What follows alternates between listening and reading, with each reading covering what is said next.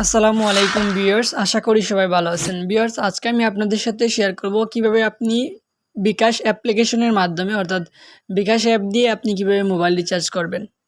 তো তারপর আপনি আপনার bKash অ্যাপ্লিকেশনটি ওপেন করে নেবেন। bKash অ্যাপ্লিকেশনটি ওপেন করার পর আপনি এখানে দেখতে পাবেন মোবাইল রিচার্জ নামে একটা অপশন রয়েছে, এটার উপর ট্যাপ দিবেন।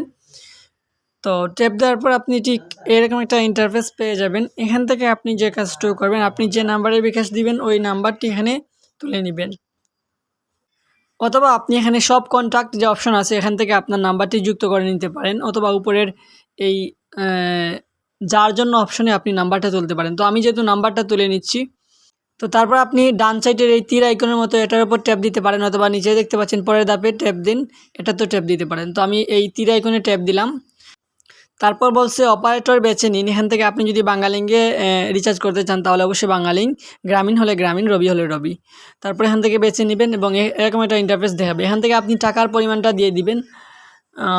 আপনি যদি টাকা দিতে চান তাহলে টাকা, আর ইন্টারনেট হলে ইন্টারনেট, কল রেট হলে কল রেট, মিনিট হলে মিনিট। তো আমি যেহেতু টাকা দিচ্ছি এখানে আমার টাকার পরিমাণটা দিচ্ছি 50। তো টাকার পরিমাণ লেখার পর ডান দিকে যে তীর আইকনের মতো একটি অপশন রয়েছে এটার উপর আপনারা ট্যাপ দিবেন। ট্যাপ দেওয়ার পর আপনারা ঠিক এরকম একটা ইন্টারফেস পেয়ে যাবেন। এখানে বলতেছে পিন নাম্বার দিন, অবশ্যই আপনার bKashের পিন নাম্বারটা দিবেন। তারপর এখানে লক্ষ্য রাখবেন প্রিপেড না পোস্টপেড, এটা অবশ্যই আপনারা প্রিপেড করে দিবেন। তারপর এখানে আবার যে তীর আইকন দেখতে পাচ্ছেন এটার উপর ট্যাপ করবেন। তারপর আপনি এরকম একটা ইন্টারফেস পেয়ে যাবেন। এখানে আপনার সর্বমোট টাকার পরিমাণ দেখতে পাবেন এবং মোবাইল অপারেটর দেখতে পাবেন, ধরেন দেখতে পারবেন। তারপর আপনি নিচে যে অপশন রয়েছে মোবাইল রিচার্জ ট্যাপ দিন, এই অপশনে আপনি ট্যাপ করে 2 থেকে 3 সেকেন্ড রাখলেই আপনার রিচার্জটি সাকসেসফুল হয়ে যাবে। তারপর আপনি ঠিক এরকম একটা ইন্টারফেস দেখতে পাবেন এবং এখানে আপনার সম্পূর্ণ ডিটেলস পেয়ে যাবেন, এবং আপনি যদি সফল হন তাহলে অবশ্যই সাকসেসফুল একটা মেসেজও পেয়ে যাবেন। তো সাথে সাথে আপনারা অবশ্যই আমার নোটিফিকেশন বারে দেখতে পাচ্ছেন আমি সফল, সেক্ষেত্রে এখানে আমার মেসেজটা অপশন দেখাচ্ছে।